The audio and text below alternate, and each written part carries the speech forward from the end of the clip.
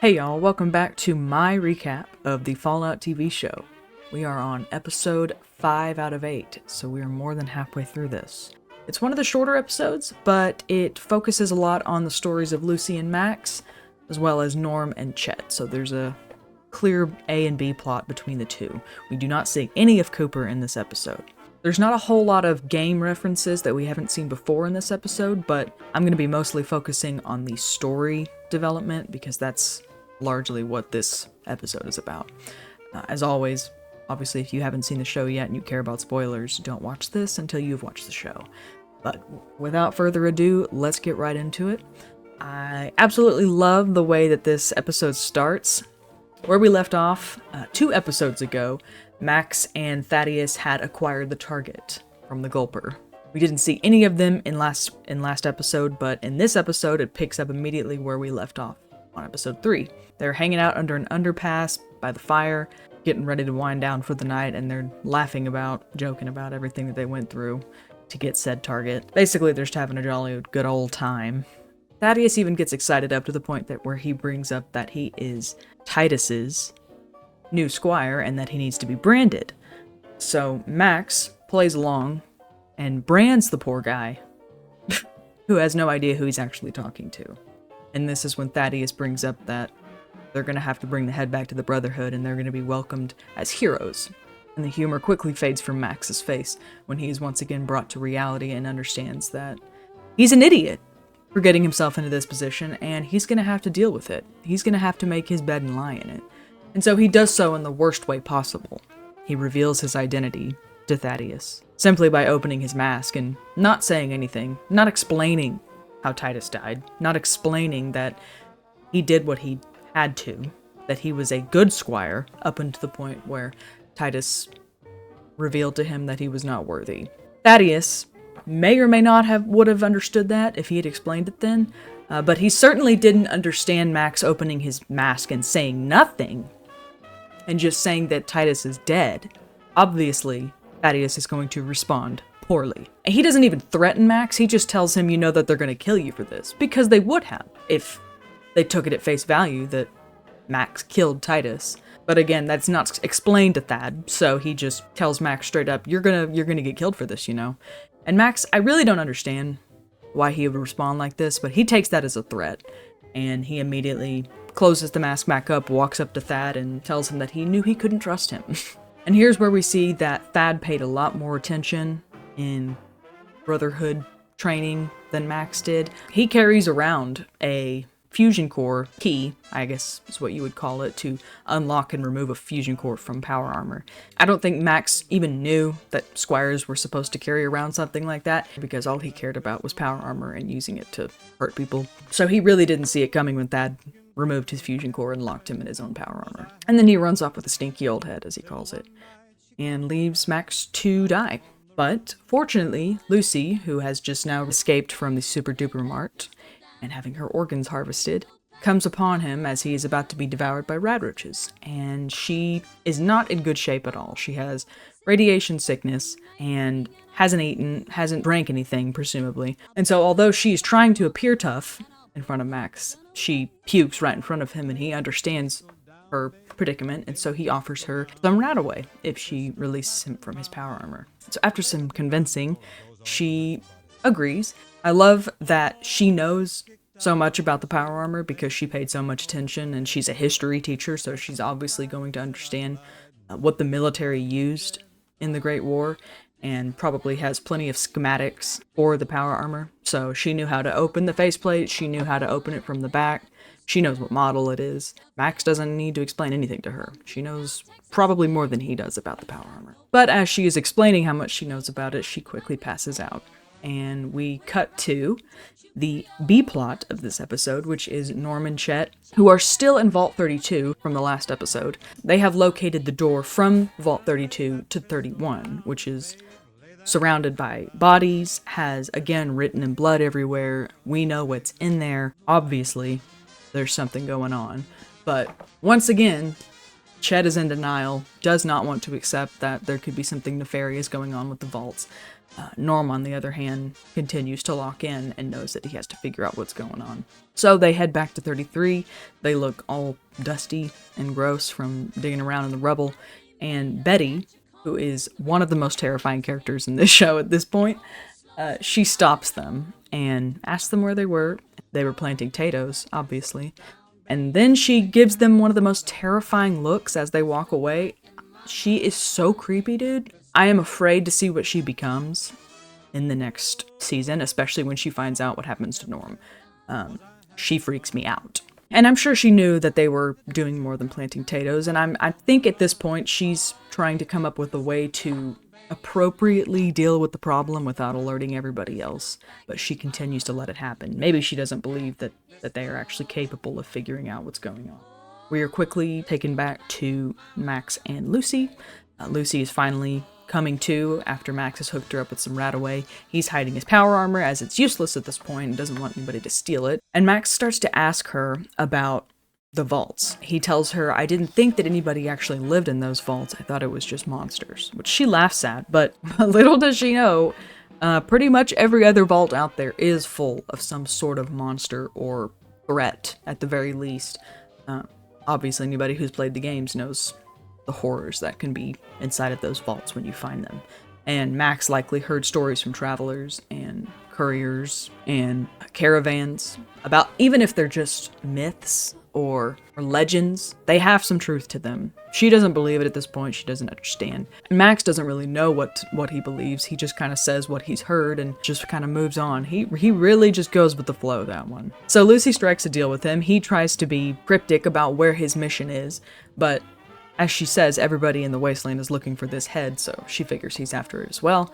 And they start to travel together with her ridiculous request of, 5 knights to come and save her dad? As if the Brotherhood would ever spare a singular soldier to help somebody like her. But Max accepts, because he's the kind of guy that he doesn't really think about the consequences of his actions. He just decides that he's going to deal with them later. He's going to cross that bridge when they come upon it. But the bridge isn't in sight, so he doesn't care. So they start to travel together. Back at the vault, the election is in full force. Everybody is lined up to vote for their overseer. And finally, as everybody is lining up, Betty comes over the intercom and basically mansplains what an election is used for.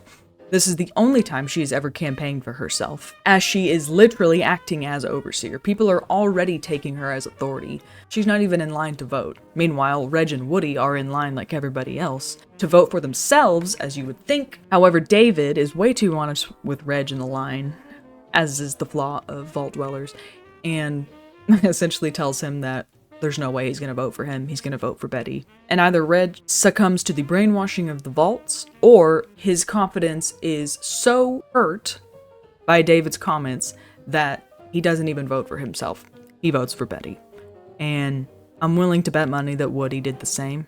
I just think it's funny how much of a performance this election is, and Betty knows the outcome, obviously. You would think that they would realize it. That it would be more obvious to them what's going on, but that's brainwashing for you. You don't notice the obvious things when you've been told a different thing for your entire life. Back to Lucy and Max once again. We get a pretty good shot of Lucy's Pip-Boy, and she's on the status tab. Shows her little Vault Boy walking. His head is messed up. It's at the lowest percentage. I can only think that this is caused by Cooper having hit her over the head to use her as bait earlier. I didn't really see her take much damage anywhere else besides her finger. So I think it's cool that even something as small as that lines up with her Pip-Boy and what's showing on the Pip-Boy. And she checks the tracker. I tried to make out from this map like where they are, but it's just a bunch of random shapes and various shades of green. So I could not pinpoint exactly what location she's at in this, but we see the head and where it is, and they're following it. And so Lucy decides to take this opportunity to ask Max what the world has been like since the bombs fell. Unfortunately, Max is probably the worst person she could ask this question to, because he is oblivious and has been raised by the Brotherhood, who is equally as brainwashy. as the vault. Okay, maybe not equally, but they're up there. She asks him what happened since the bombs fell. And he says the bombs fell when I was a kid. Lucy obviously knows this isn't true, and she brushes it off and laughs about it. And Max, he's so precious. He just goes along with it. He's probably used to being laughed at and told that he's stupid. He's just accepted that he doesn't know anything, and he's okay with that. So he doesn't even argue with her when she says that. Lucy has a little heart-to-heart with him about what she remembers growing up. And we get another flashback of her with her mom. She tells him that she used to think that the big light in their vault was the sun because she could feel the warmth on her skin. Obviously, at this point, she doesn't know that she was feeling the sun, and all of these flashbacks that we see of her and her mom are outside the vault in Shady Sands. So it's just a whole... everything that they're saying to each other is just misunderstanding after misunderstanding, and it's really kind of difficult to navigate which parts of what they're saying can actually be trusted. But it's realistic. They're just saying what they've experienced and from their perspective what they think of those experiences. She asks him an awesome question about whether or not people believe the earth is round or flat. Because even in 2290, whatever this is, they probably still argue about whether the earth is round or flat, as they do today. Back at the vault, Norm is doing some more research on his terminal, and he is checking the history of elected overseers. And this is where he finds out that every single overseer in Vault 32 and 33 have been from Vault 31. And 31 is quickly becoming his target to figure out exactly what's going on. And then Betty wins the election, and she looks very relieved. Probably more relieved that she gets to stop pretending that there was ever an actual competition. She gives a lovely speech. And then, as Vault tradition goes, they are served Jell-O cake as a celebration. Once again, she gives Norm a super freaking creepy look. She freaks me out beyond belief. Back to Lucy and Max. She gives a pretty good rundown of what the Brotherhood's purpose is. And although Max says the way she says it makes it sound worse, she really is explaining just how stupid their entire mission is. They don't really have much time to think on that before they come across our friends across the bridge. This is one of the times where Max actually knows more than Lucy. He understands that this is not going to end well. There's no way these people are going to be friendly. He asks for her gun, which she refuses to give it to him. And she attempts to solve this in the meritocracy way. She attempts to safely pass by them by having everyone raise their hands up. We get a cool little sequence of them walking back and forth. A lot of cool shots, some nice music. However, when one of them spots that Lucy has a Pip-Boy on, she immediately identifies it as a target. And then they draw, and there's a shootout. Both of the fiends are killed, and Max is shot in the shoulder. Lucy has a breakdown about this because she just doesn't understand why people in this world are so cruel.